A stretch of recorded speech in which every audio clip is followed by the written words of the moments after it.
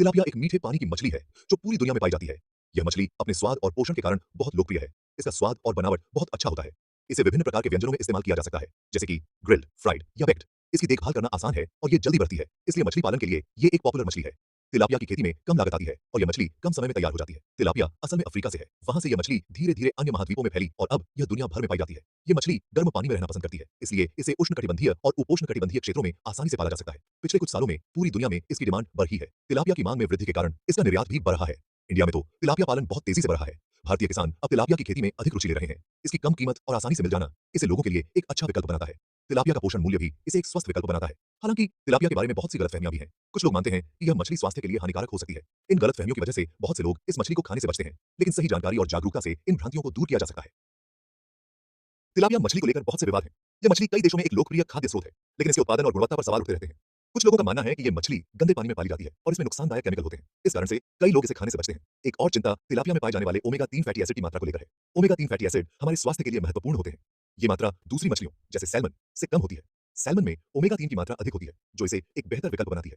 कुछ रिसर्च में यह भी पाया गया है कि तिलापिया में ओमेगा 6 फैटी एसिड ज्यादा होता है। ओमेगा 6 फैटी एसिड की अधिकता भी स्वास्थ्य के लिए हानिकारक हो सकती है।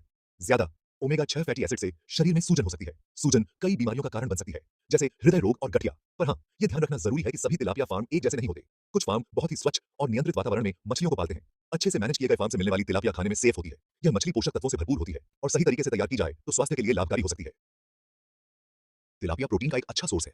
प्रोटीन हमारे शरीर के लिए बहुत जरूरी होता है और ये मांसपेशियों को बनाने और उनकी मरम्मत में मदद करता है। ये मछली विटामिन और मिनरल्स का भी अच्छा सोर्स है, जैसे विटामिन B12, नियासिन, फास्फोरस और सेलेनियम। अगर आप अपने कोलेस्ट्रॉल के लेवल को लेकर परेशान हैं, तो तिलापिया आपके लिए एक अच्छा विकल्प हो सकता है। इसमें सैचुरेटेड फैट की मात्रा कम होती है। हालांकि ये ध्यान रखना जरूरी है कि तिलापिया को तलने से इसके फायदे कम हो जाते हैं। इसे ग्रिल करके, बेक करके या स्टीम करके खाना सबसे अच्छा होता है। इंडिया में तिलापिया पालन बहुत तेजी से बढ़ रहा है। हालांकि इस क्षेत्र में नियमों की कमी एक चिंता का विषय है। बहुत से फार्म पर्यावरण के नियमों का पालन नहीं करते हैं। इससे पानी प्रदूषित हो सकता है और मछलियों में बीमारियां फैल सकती हैं। लोगों को यह सुनिश्चित करने के लिए कदम उठाने की जरूरत है कि वे सुरक्षित और अच्छी क्वालिटी की तिलापिया खा रहे हैं। सरकार को भी इस क्षेत्र में नियमों को सख्त बनाने की जरूरत है। तिलापिया खरीदते समय हमेशा एक अच्छे दुकानदार से ही खरीदें। यह सुनिश्चित करें कि दुकानदार विश्वसनीय हो और मछली की गुणवत्ता की गारंटी दे सके।